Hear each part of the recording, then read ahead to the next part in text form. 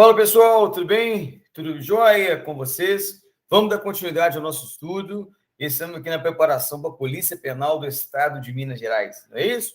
Nós estamos trabalhando em curso de legislação completo para a prova da Polícia Penal de Minas. Então sejam muito bem-vindos. Nesse segundo bloco, vamos dar continuidade ao nosso estudo. Lembrando que nós estamos trabalhando aqui ainda em noções de direito constitucional. Nós estamos no artigo 5º, né? Então vamos dar prosseguimento. Lembrando que na última aula nós destacamos, né? Esses três incisos de grande importância, de grande relevância para a prova. A questão da casa ser vazia e inviolável, não é isso? Ninguém nela podendo penetrar, sem o consentimento do morador, exceto em 4 situações: flagrante, desastre, prestar socorro, ou durante o dia, por ordem judicial.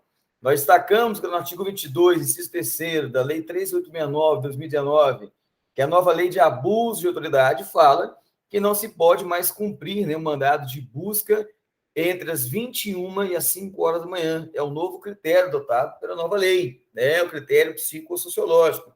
Então, não se pode mais cumprir mandado de busca nesse horário, tá joia? Então, só lembrando aí, na última aula, e falamos também do direito à reunião, à manifestação, e falamos também da inviolabilidade do direito à correspondência, comunicações telegráficas, dados e comunicações telefônicas. Lembrando que as comunicações telefônicas pode ser quebrada, né? A gente chama de interceptação telefônica ou captação ambiental, da Lei 92, 96, 96, o artigo 8º, 8º-A, né? Por ordem do juiz, né? Uma ordem judicial, para fins de investigação criminal e instrução processual penal, né? Isso é importante nós destacarmos. Nós destacamos que lá na LEP, né? Nas normas, no REMP também tem, no caso, tem a possibilidade da quebra da correspondência. Mas no preceito constitucional não quebra a correspondência. O que quebra é só as comunicações telefônicas, que é no último caso. Então, só para a gente relembrar algumas particularidades da última aula, tá joia? Então, vamos lá, prosseguimento. Nós temos aí, então, o inciso 17. Olha só, de grande importância. É plena liberdade de associação para fins lícitos, né, fins legais, vedada de caráter paramilitar. Professor, vedado significa o quê? Vedado significa proibido, de caráter paramilitar.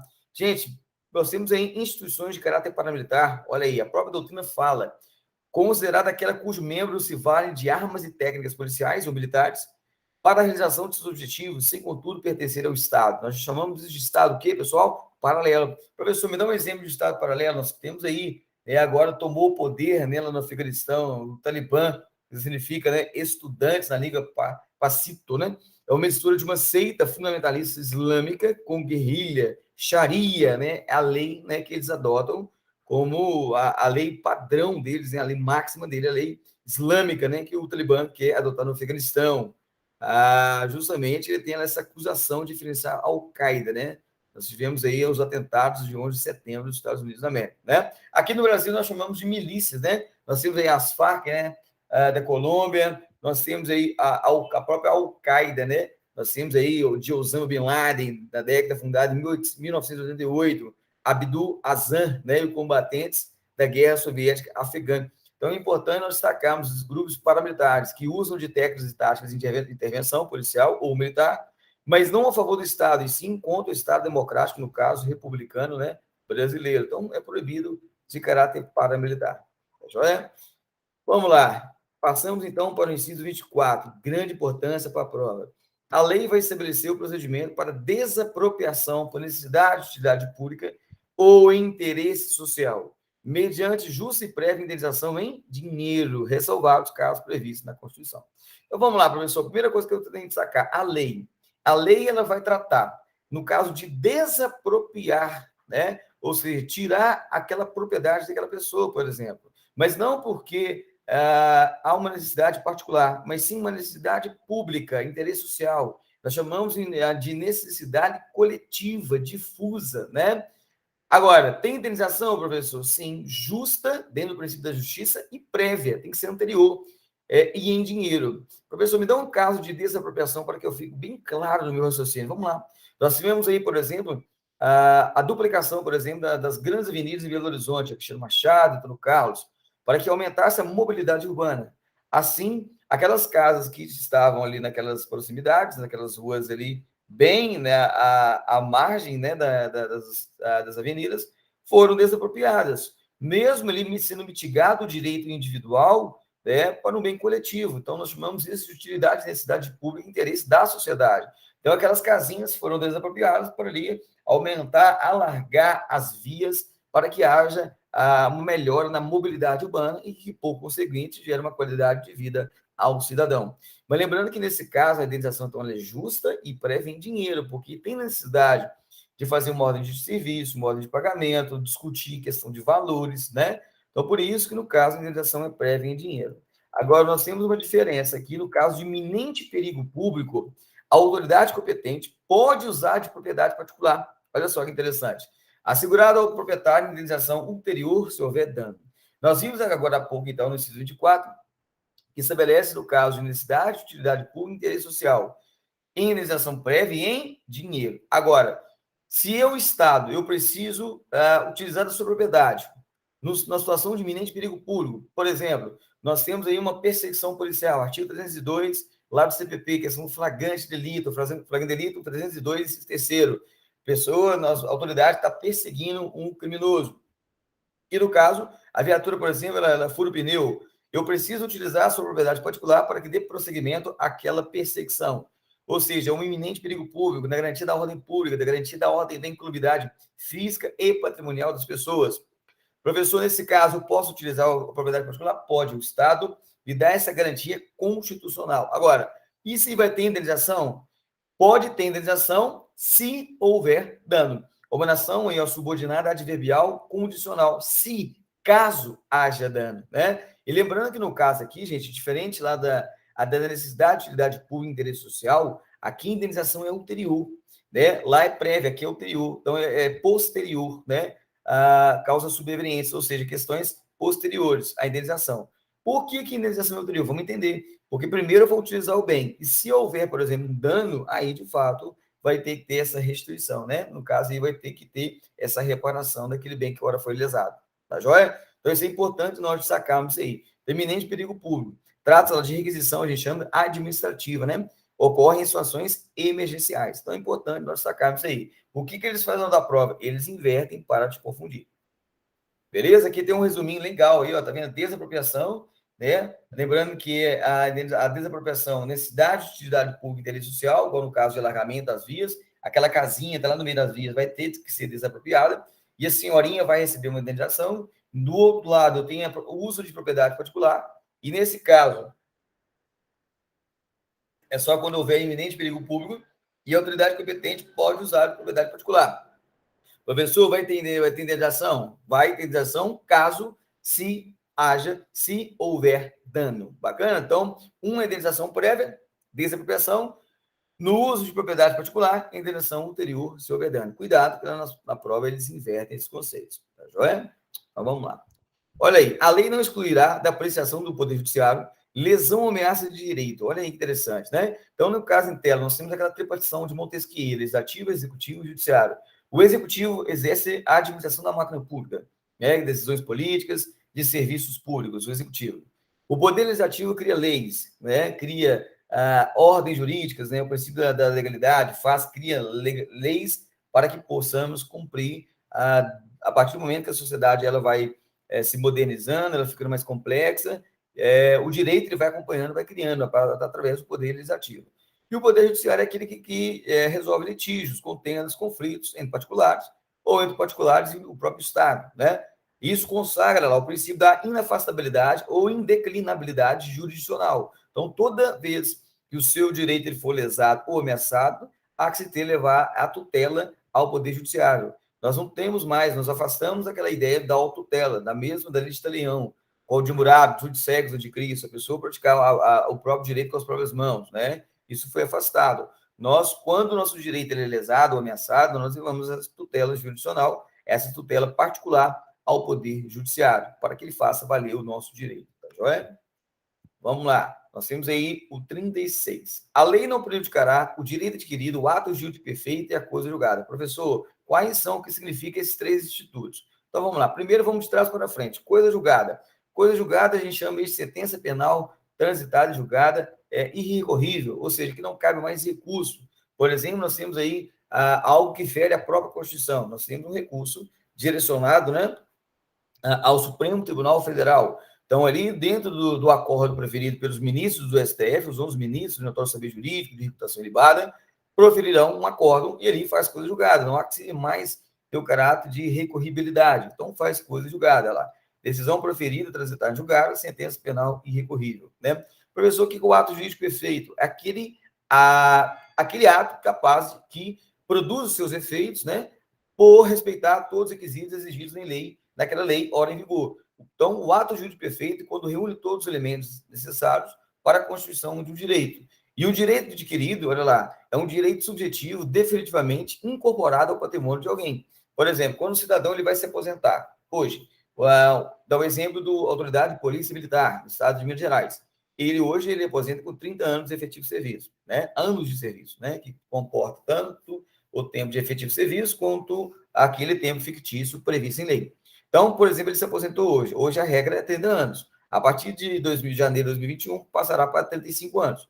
Então, no caso dela, ele reuniu todos os elementos necessários, ou seja, o ato jurídico perfeito que consumou-se, né, no direito adquirido, né? Ou seja, ele reuniu todos os elementos necessários, 30 anos de contribuição, e se aposentou. Ele tem um chamado direito adquirido, ele não tem mais expectativa do direito, ele tem um direito consagrado. Mesmo que, porventura, venha uma nova lei e altere essas regras previdenciárias, não vai atingir aquele cidadão, porque ele completou os atos, né, chamados de ato jurídico perfeito, todos os elementos na lei vigente, e se consumou no direito adquirido. Né? No caso dela, ele não vai ser prejudicado. Tá joia? Então, isso é importante destacar aí. Olha aí, vamos lá para o 38. Júri, cai muito em prova isso aí, gente. Vamos lá, vamos dar esse destaque aí. É reconhecida a instituição do júri, com a organização que lidera a lei. Assegurados. Olha só, vamos falar um pouquinho da instituição do júri, mas só que de trás para frente. Olha só, letra D. O júri ele julga quais crimes, professor? A competência do júri é para os crimes dolosos contra a vida, né? Os crimes dolosos, quando eu falo dolo, eu falo aquele crime intencional, ou eu assumo o risco de produzir o efeito, chamado de dolo direto ou dolo eventual, né? Então, crime doloso contra a vida. Nós temos aí alguns crimes dolosos contra a vida, a partir do 121 até o 128, né? Quais são eles? O homicídio, o infanticídio, que no caso a mulher mata a sua criança no estado puerperal, e aborto, indução, instigação, participação ao suicídio. Nós temos a situação da automutilação, mas no caso da automutilação, cuja pena máxima por 2 anos, vai para o GCRIM. Então, nós temos aí o homicídio, infanticídio, o aborto e as suas modalidades, e a indução, instigação ao suicídio. Então, a competência dos crimes dolosos contra a vida, que são esses. Né? No caso em tela, professor, latrocínio, o artigo 157, parágrafo 3º, que é o roubo, consumação, morte, chamado também de crime pré-doloso. Mata a pessoa após a subtração de coisa bem imóvel alheias, né? Com violência e grave ameaça, né? Então, após a suprimida a resistência da vítima. Então, no caso, eu tenho um roubo, a finalidade é que o ânimo necante, a vontade, é de roubar, não é de matar. Então, um latrocínio, gente, é um crime contra o patrimônio, não crime contra a vida. Então, por exemplo, o roubo com consumação morte, chamado de latrocínio, que está previsto no artigo 57, parágrafo 3º, não é crime doloso contra a vida, e sim um crime doloso contra o patrimônio. Porque o ânimo necante, o elemento subjetivo do crime, a intenção do agente não era matar, e sim roubar, mas acabou matando a pessoa, às vezes nas situações culposas. Então, por isso, nós chamamos de crime pré-doloso. Então, cuidado que lá na prova expõe que o latrocínio é um crime doloso contra a vida. Não, o latrocínio é um crime contra doloso, mas contra o patrimônio. Tá joia? Então, é importante destacar para a prova aí. Soberania dos veredictos, ou seja, os jurados ele tem total soberania, né, das suas votações. Sigilo das votações, olha só, além da soberania, tem o sigilo. É uma exceção da regra. A regra hoje no ordenamento jurídico, os atos da administração pública são públicos, são transparentes, né? Aqui o júri é uma exceção, exceção. O sigilo das votações. Então, cuidado, que lá na prova expõe publicidade das votações, não sigilo. E plenitude de defesa, que também é uma exceção da regra. A regra é a ampla defesa. Aqui, gente, a plenitude é algo maior, uma coisa plena, uma coisa, como a gente chama, né, de incondicional, né? Plenitude de defesa é muito maior do que a amplitude de defesa. Então, plenitude de defesa. Cuidado que lá na prova expõe ampla defesa. Então, a instituição do júri, com a organização que lidera a lei, no sentido da previsão aí do Código de Processo Penal, delimita que, primeiro, importante destacar, julga somente os crimes da nossa outra vida. O homicídio, infanticídio, indução, instigação, participação do suicídio e aborto, né? Então, soberania dos veredictos, sigilo das votações e plenitude de defesa. Cuidado, porque na prova põe ampla defesa, não é plenitude de defesa, tá joia? Olha lá. Então, esse aqui é um resuminho legal, tá vendo lá? Bom para ler, né? Bom para decorar, pegar esse quadro aqui, colar na geladeira, então é muito bacana aí, ó. É reconhecida a instituição do júri, tá vendo, ó? Que a organização lidera a lei e assegurar a plenitude de defesa, sigilo das votações, soberania dos veredictos, a competência para o julgamento dos crimes dolosos contra a vida, não patrimônio. Lembrando que 157, parágrafo 3º, que é o roubo, consumação, morte, crime pré-doloso, chamado de latrocínio, não é crime contra a vida, e sim contra o patrimônio, mesmo que tenha a natureza também hediondes, né, da Lei 8.072 de 90. Bacana? Beleza. Não há crime sem lei anterior que defina, vão lá no inciso 39. Não há crime sem lei anterior que defina, nem pena sem prévia combinação. Legal. Não há crime sem lei anterior que defina. Professor, que seja esse princípio da anterioridade. Não há que se amoldar tal conduta de um cidadão se não há certa previsibilidade normativa, legal. Como que eu vou, por exemplo, amoldar uma conduta de um cidadão pela prática de um crime se aquela conduta dele não configura um crime? Por exemplo, transitar hoje em via pública, 5 horas da tarde, é crime? Não. Então, não há o princípio da lei anterior que define que aquela conduta seja crime. Então, o princípio da anterioridade legal para que, de fato, haja punibilidade. Nem pena sem prévia combinação legal. No caso, em tela, para que se haja uma pena, ele tem que se combinar, por exemplo, homicídio simples de 6 a 20 anos, homicídio qualificado de 12 a 30. Então, eu tenho que ter uma combinação para que, de fato, tenha a pena, né, no caso, em tela, aquele cidadão que comete, ora, um crime. Então, não há crime sem lei anterior defina, nem pena sem prévia combinação legal. O princípio da autoridade, também chamado de princípio da reserva legal. Vamos aí para os 40, né? Não é isso? A lei penal não retroage, salvo para beneficiar o réu. Gente, olha lá que interessante. Aqui nós temos o princípio da irretroatividade. É a regra do ordenamento jurídico. O princípio da irretroatividade penal. Agora, professor, tem exceção? Sim, claro. Nos tratamos muito bem naquela primeira aula. Eu destaquei que o direito hoje ele é relativo, ele é relativizado. O que quer dizer isso, professor? Que o direito hoje é poroso. Existe regra e existe exceção. A ordem jurídica hoje estabelece o direito à relativização do direito, não o caráter absoluto. O caráter absoluto são poucos que a gente podemos destacar. Por exemplo, a questão da tortura, a questão do tratamento cruéis e degradantes. Aí tudo bem, uma coisa absoluta, não há que se ter exceção. Agora, a regra é que haja exceção, né? Quando no caso, então, a regra não, a lei penal não retroage, salvo para o caráter benéfico. Se tem um caráter benéfico, tem o efeito, né? Ex tunc, né? Da testa para trás, né? Tunc, efeito ex tunc. Se for o caráter maléfico, no caso, efeito ex nunc, daqui para frente. Vamos dar um exemplo da não retroatividade. Nós temos o homicídio simples hoje, 6 a 20 anos. Confere? Se amanhã virar uma lei falando que o homicídio simples vai ser de 10 a 20, né? Ou seja, eu aumentei de 10 a 25, por exemplo. Houve uma majorante. Isso vai retroagir para aqueles que estão processados, aqueles que cometeram o crime, aqueles que foram condenados? Não, não retroage. Agora, no entanto, se eu tenho um homicídio simples, que é de 6 a 20, passa de 4 a 12, ou seja, uma redução. Isso vai retroagir aquele réu, aquele que foi indiciado, aquele que está sendo processado, aquele que foi condenado? Sim, né? Então, vai retroagir todas essas pessoas. É o princípio da retroatividade legal benéfica. Então, tem efeito ex tunc. Então, retroage. Lembrando que, no caso em tela, o juiz da vara de execuções penais, ele vai ter que rever todos os processos na garantia da dignidade, garantia do princípio da legalidade, ora mudado, né, retificado. Agora, lembrando, gente, que é lei penal, tá? Não é lei processual. Porque a lei processual ela tem aplicação imediata, tá joia? É o princípio da aplicação imediata. Bacana? Não há que você falar em caráter ex tunc, no caso de retroagir, mesmo sendo caráter maléfico ou benéfico, né, a sua aplicação imediata. Não tem essa ideia da retroatividade ou não, tá joia? Então, é lei penal, não processual penal. Fiquem atentos. Vamos lá, vamos ver então um pouco aí também dos crimes. Esse inciso 41, de grande importância, isso agora que você entenda o que o preceito fundamental estabelece. A lei punirá qualquer discriminação atentatória aos direitos e liberdades fundamentais. Então, a primeira coisa que estabelece a lei, né? Ou seja, o princípio de legalidade, vai punir qualquer discriminação. Professor, o que é discriminar? Discriminar, gente, significa segregar, excluir, afastar, mitigar, né? Ao contrário que hoje está sendo colocado, né, por meio, inclusive, das normas. Nós vamos falar aqui das normas, né? A inclusão social. Nós temos aí um grande exemplo de que a Lei 13.146 de 2015, que é o Estatuto da Pessoa com Deficiência, que busca a inclusão das pessoas com deficiência físico, mental, sensorial ou intelectual. Então, nós temos aí a discriminação significa segregar. Nós temos a lei de racismo, a lei 7716 de 89, que proíbe qualquer forma tentatória quando, no que tange a raça, a orientação sexual, né? Tem um entendimento agora do Supremo, que vai ter uma aplicação da lei de racismo até que se o Congresso crie uma lei de proteção da comunidade LGBT. Nós temos aí a questão da 11.340, Lei Maria da Penha, a questão do 10.741 de 2003, Estatuto de Idoso, ou seja, essas leis vão punir qualquer discriminação, qualquer segregação atentatória dos direitos e liberdades fundamentais. Por exemplo, se violar os direitos fundamentais de crianças e adolescentes, nós temos a previsibilidade da Lei 8.8069 de 90, o Estatuto da Criança e do Adolescente.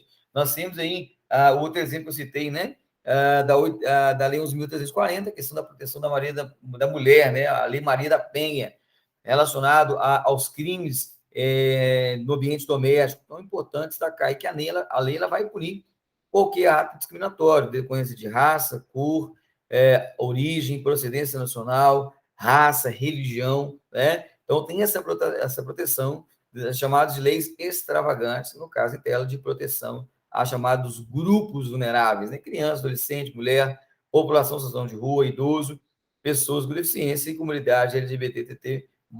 Bacana? É importante destacar.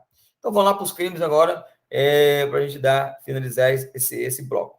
Os crimes importantes destacar, gente, nós temos aí 3 incisos que sempre caem em prova na área de segurança. Os crimes de racismo, ação de grupos armados, civis e militares contra a ordem constitucional do Estado Democrático de Direito, e o TTT, mais os crimes hediondos. TTT, tráfico, tortura e terrorismo, mais os crimes hediondos. Então, nós vamos tratar aqui grande importância, grande relevância para a tua prova, tá joia? Então, vamos lá. A prática de racismo constitui crime inafiançável e imprescritível, sujeito à pena de reclusão. Nós temos essa lei. Gente, primeira coisa a destacar, a prática de racismo. Racismo, nós temos uma lei de proteção, né?